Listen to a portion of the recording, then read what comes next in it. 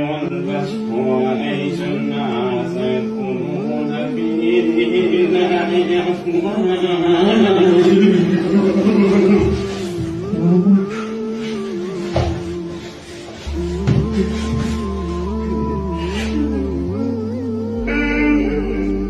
أكثر الفيديوهات هو الفيديو ده. يا رب يجعلك سعيد الدارين ومن أهل الجنة اللي تصلي على سيدنا النبي وتشارك الفيديو. صليت على النبي؟ طيب، فيديو خطير جدا ومهم.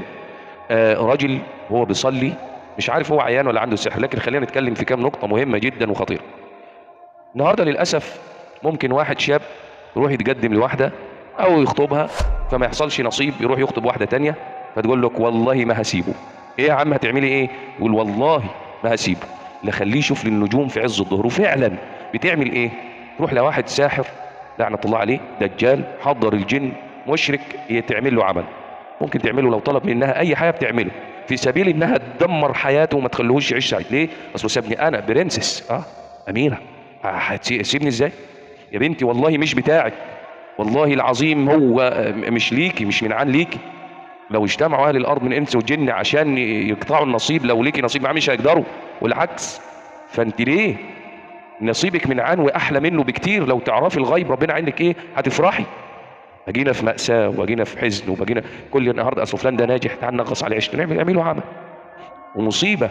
السحر ده سيدنا النبي بس صلى الله عليه وسلم صلى عليه قال من ذهب لعرافا او دجالا كفر بما انزل على محمد صلى الله عليه وسلم. يا الله، ذهب بس تروح لسحر كده مش تعمل عمل. تخيل بقى اللي تروح تعمل عمل تدمر. والله العظيم قصص رهيبه جدا، الموضوع يعني يعتبر انتشر، فحبيت ان انا اوعي الشباب. ده امر خطير جدا. اوعى تروح لحد وتقول اصل فلان. كان في واحده من فتره كلمتني، يا شيخ انا بحب واحده ومش بيحبني، انا عايزه يحبني. قلت لها مش فاهم. قالت يعني جلب حبيب وبتاع. قلت لها لا ما فيش الكلام ده، والكلام ده كفر. ايه جلب حبيب ده؟ ده هو مش بتاعك اصلا، مش من عنك، وممكن تفضلي تجري وراه وفي الاخر تتجوزيه، خلي حياتك جحيم، يخبط راسك في الحيطه ولا بتاع، يجيب اجلك تروحي فين؟ مش بتاعك والله العظيم. ربنا عز وجل رحمن رحيم، مش بتاعتك. تلاقي واحد عمال يحارب يخطب واحده سنه او اقل او بتاع، بعد كده ما يحصلش نصيب يقوم يشوه سمعتها. حرام عليك، اتق الله. لا ما مش بتاعتي، ما حدش ياخدها غيري. يروح يقول لي فلان ده عملت معايا، ده سوت، مش عاوز سوء سمعتها. هتروح من ربنا فين يا ظالم؟ اتق الله. الموضوع خطير. لما نروح نعمل عمل لفلانه دي يدمرها، والله العظيم بيدمروها فعلا، بيدمروها. لكن كله بامر الله طبعا. لا يفلح الساحر حيث اتى.